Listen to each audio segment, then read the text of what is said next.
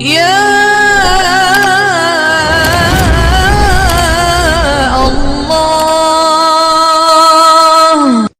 باری آتی ہمارے قرآن کریم کی، کیونکہ ہمارے قرآن کریم کو نازل ہوئے بھی 1439 سال ہو گئے۔ کتنے سال؟ 1439 سال۔ جس طرح سے ہم کہہ رہے ہیں کہ ان کی کتابیں محفوظ نہیں ہیں، ان میں رد و بدل ہو گیا، ان میں تبدیلی ہو گئی، اس کے مضامین بدل گئے، تو کوئی دوسرا مذہب والا انسان، کوئی دیگر مذہب والا آدمی ہمیں بھی تو یہ کہہ سکتا ہے کہ تمہاری کتاب، تمہارا قرآن کریم نازل ہو کر 1439 سال بیت گئے، تمہارے اس آسمانی کتاب میں بھی تبدیلی آئی ہوگی، کوئی کہنے والا کہہ سکتا ہے؟ تو میرے بھائیوں، کیا ہمیں پتا ہے کہ ہمارا قرآن کریم کس انداز سے محفوظ ہوا ہے؟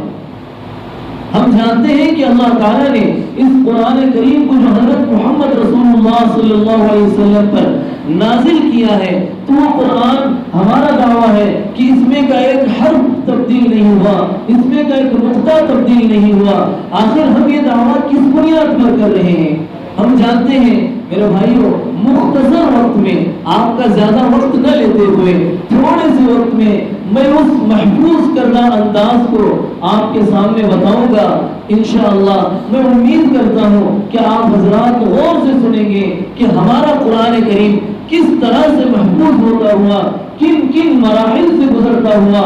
آج ہمارے ہاتھوں میں محفوظ ہے۔ میرے بھائیوں، جب قرآن کریم نازل ہوتا تھا، جب بھی کوئی آیت نازل ہوتی تھی آقا نامدار حضرت محمد رسول اللہ صلی اللہ علیہ وسلم پر، تو نبی صلی اللہ علیہ وسلم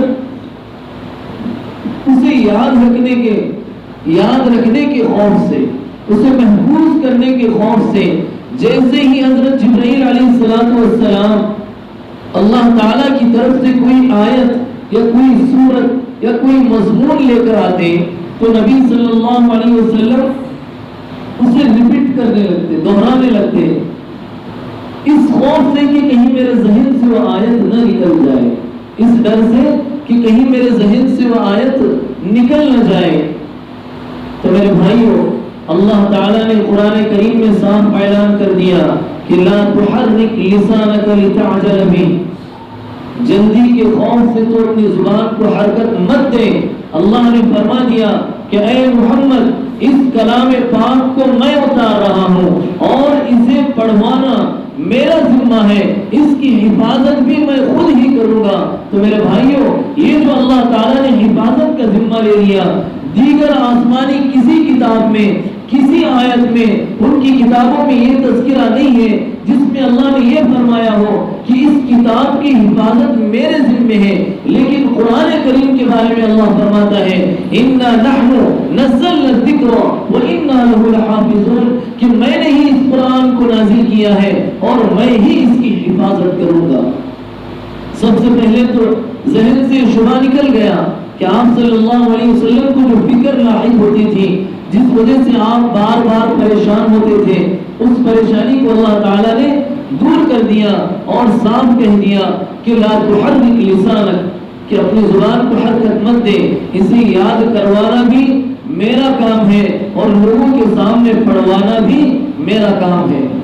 تو میرے بھائیوں، جب آیت نازل ہوتی تھی تو آپ صلی اللہ علیہ وسلم کو خود بخود یاد ہو جاتی تھی، وہ آیت خود بخود یاد ہو جاتی تھی، لیکن اس کے باوجود بھی آپ صلی اللہ علیہ وسلم لکھنے والے صحابہ کو، جن کی تعداد روایتوں میں 40 تک آتی ہے، اس زمانے میں لکھنا پڑھنا بہت کم تھا، اس کے باوجود بھی آپ صلی اللہ علیہ وسلم ان صحابہ کو بلا کر، جن کو لکھنا آتا تھا، ان کو بلا کر نبی صلی اللہ علیہ وسلم خود اپنی نگرانی میں اس آیت کو لکھواتے تھے، اپنے آنکھوں کے سامنے اس آیت کو، اس سورت کو نبی صلی اللہ علیہ وسلم خود صحابی سے لکھواتے تھے۔ اگر اس میں رد و بدل کرنے کی ضرورت پڑی، یعنی کتابت میں اگر کوئی الف کی جگہ کھڑا زبر لگانے کی ضرورت ہے یا کھڑا زبر کی جگہ الف لگانے کی ضرورت ہے، تو خود نبی صلی اللہ علیہ وسلم وہاں پر حکم فرماتے کہ اسے اس طرح سے لکھو، اسے اس طرح سے لکھو۔ تو میرے بھائیوں نبی صلی اللہ علیہ وسلم کے دور میں جب بھی کوئی آیت کوئی سورت یا کوئی مضمون قرآن کریم کا نازل ہوتا، کیونکہ ہمارا قرآن کریم آسمانی دنیا پر ایک ساتھ نازل ہوا، لیکن اس دھرتی پر یعنی زمین پر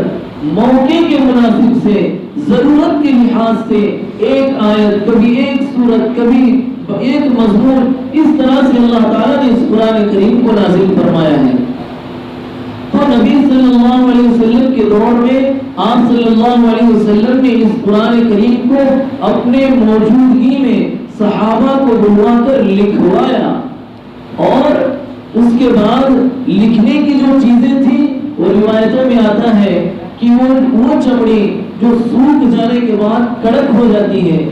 چمڑیاں جو سوکھ جانے کے بعد کڑک ہو جاتی ہے، اس پر صحابہ لکھتے تھے۔ اور دوسری بات، جو پتھر کی پاٹیاں ہوتی ہیں، جو سلیں ہوتی ہیں، اس پر قرآن کریم کو لکھا جاتا تھا۔ تیسرا، وہ بڑے بڑے جو پتے ہوتے ہیں درختوں کے، جو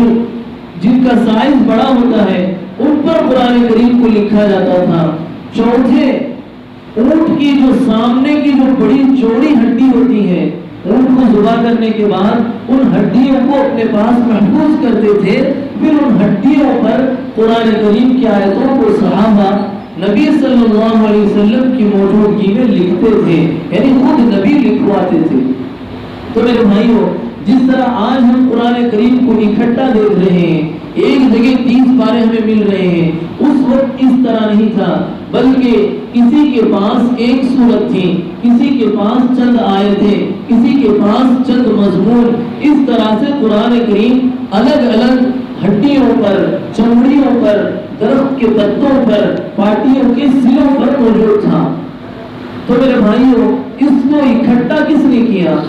نبی صلی اللہ علیہ وسلم پر آیتیں نازل ہوتی، قرآن اترتا گیا، اور آخر تک نبی صلی اللہ علیہ وسلم اسی طرح سے اپنی نگرانی میں صحابہ رضی اللہ عنہ کو بلوا کر لکھواتے تھے۔ پھر ایک وقت ہی آیا کہ ہمارے آقا جناب محمد رسول اللہ صلی اللہ علیہ وسلم اس دنیا سے پردہ فرما گئے۔ نبی کی موجودگی میں بے شمار صحابہ کو قرآن زبانی یاد تھا، بہت سارے صحابہ قرآن کے حافظ تھے، ان میں بہت سارے نام روایتوں میں ملتے ہیں، ان میں بڑے بڑے نام ابی بن کعب، حضرت ابو بکر، حضرت عمر، حضرت عثمان، حضرت علی، طلحہ، زبیر، زید بن ثابت، ایسے بہت سارے نام ہیں جو نبی صلی اللہ علیہ وسلم کی موجودگی میں اس سارے صحابہ حافظ تھے، مکمل انہوں نے قرآن کریم کو یاد کر لیا تھا۔ اس دور میں عربوں کے حافظے اتنے مضبوط تھے کہ روایتوں میں یہ باتیں ملتی ہیں کہ انہوں نے اپنے بکریوں اور اپنے اونٹوں کے نسب ناموں کو تک یاد کر لیا تھا۔ تو میرے بھائیوں، یہ قرآن کریم جب نازل ہونے لگا تو وہ بڑی لذت کے ساتھ، بڑے جذبے کے ساتھ قرآن کریم کو یاد کیا کرتے تھے۔ روایتوں میں آتا ہے کہ حضرت ابی بن کعب رضی اللہ عنہ اتنے جید حافظ تھے کہ آپ صلی اللہ علیہ وسلم نے ان سے فرمایا، اے ابی کہ تلاوت کرو، قرآن مجھے سناؤ۔ کون فرما رہے ہیں؟ میرے اور آپ کے آقا حضرت محمد رسول اللہ صلی اللہ علیہ وسلم حضرت ابی بن کعب سے فرماتے ہیں کہ اے ابی بن کعب یہاں بیٹھ جاؤ اور مجھے قرآن کریم سناؤ۔ تو حضرت ابی بن کعب رضی اللہ عنہ نے فرمایا، اللہ کے رسول آپ میرا قرآن سن رہے ہیں، میں آپ کو سناؤں؟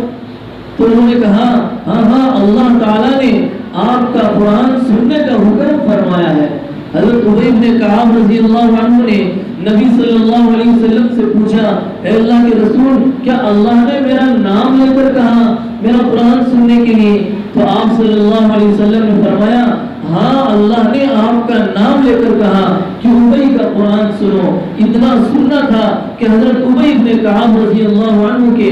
آنکھوں سے آنسو جاری ہو گئے، وہ رونے لگ گئے کہ اللہ نے میرا نام لے کر فرمایا، اور روتے روتے قرآن کریم نبی صلی اللہ علیہ وسلم کو سنانے لگے۔ خیر، بولنے کا مقصد یہ ہے کہ نبی صلی اللہ علیہ وسلم کی موجودگی میں صرف لکھوایا نہیں گیا، بلکہ اس لکھے ہوئے کو بہت سارے صحابہ نے زبانی یاد بھی کر لیا تھا۔ بہت سارے صحابہ اسی وقت حافظ قرآن تھے، مکمل قرآن انہیں یاد تھا۔